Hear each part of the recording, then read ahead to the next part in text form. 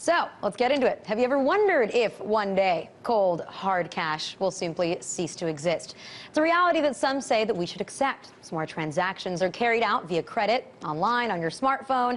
Greenbacks and coins have become an inconvenience. But our guest tonight went a full year without using cash, with a few exceptions when it came to using public transportation or traveling abroad. But what are the serious concerns that we need to address? The questions we need to ask before we head into becoming cashless. What about privacy, corporate abuse, even larger divisions between rich and poor? And of course, the idea of electric grids going down. It's going cashless more dangerous than we think. Joining me to discuss it is David Woolman, author of the book, The End of Money, Counterfeiters, Preachers, Techies, Dreamers, and the Coming Cashless Society.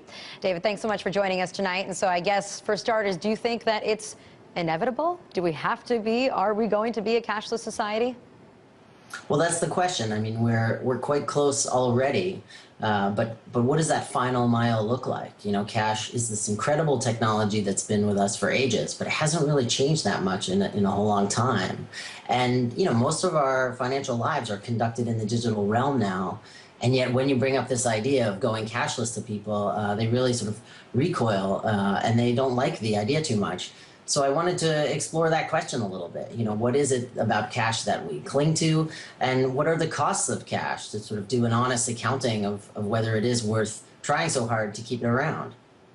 All right, but can we also say that this is kind of what do we want to call it, like a first world argument, right? There are still a lot of people in this world that depend on cash, not having cash and having a credit card, being able to make all your transactions online or have something on your iPhone or whatever kind of smartphone you have. You know, those are luxuries. There are a lot of people in this world that need to have the physical cash in their hand. Right, and in fact, I think it's the exact opposite. And this was something that was really revelatory for me when reporting out this book. But the reality is that cash is most punitive for the poor.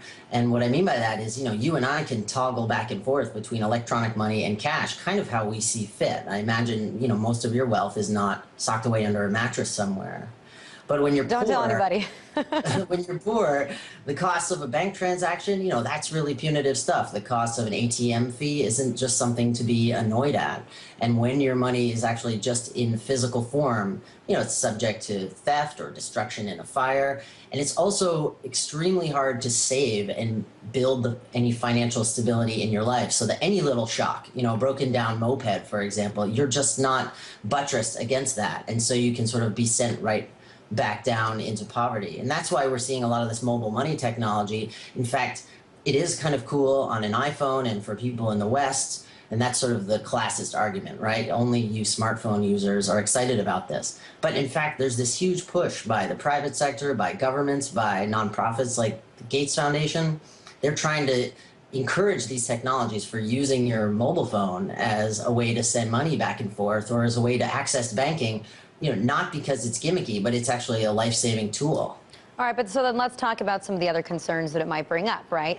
The issue of privacy, if all of your transactions could be monitored all the time. The issue that then, I mean, if we just look at the way the banks function these days, every time that you threaten them with a new a new regulation, they immediately start to enact new fees to try to make up for it and earn more money.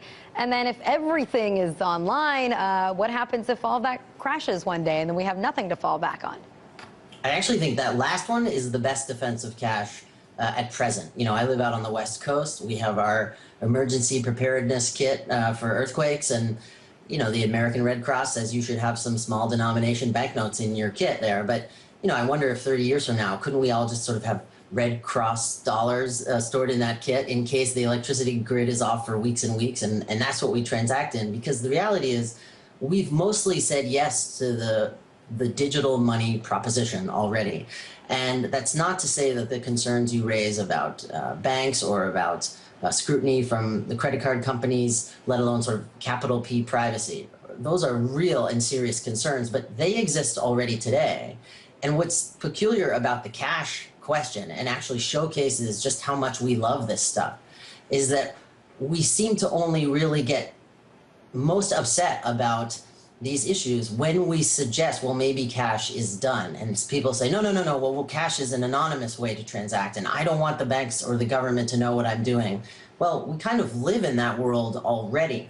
but people, it's almost like those latent fears are there, but they only sort of come suddenly to the surface when you say, hey, you know, cash is really expensive and old-fashioned. Are we sure we want to keep it around? Well, I guess all the more reason to bring it up so we can realize that if we're heading in that direction, you know, perhaps there are some ways that we should consider that we need to approach it, some problems we need to solve beforehand. Really quickly, if you can just tell us, you know, you lived for a year without using cash. What was the hardest part? The hardest part was going overseas to report this mobile money stuff I was mentioning. You know, I flew to India to go interview some guys like in the slums of Delhi who are using this mobile money technology. And, you know, before the plane even hit the ground in India, I realized, you know, I need to call a timeout basically on my cashless year experiment, because if you want to do anything in a developing country like that outside of your hotel room, you're going to need some paper money. And, you know, that was quite a stark reminder that although it might feel like cash is pushed far to the periphery of our everyday lives here in the States, you know, it's still really dug in its heels in poorer parts of the world. Yeah, it's definitely, I have a feeling, going to take a while there. David, thanks so much for joining us tonight. My pleasure.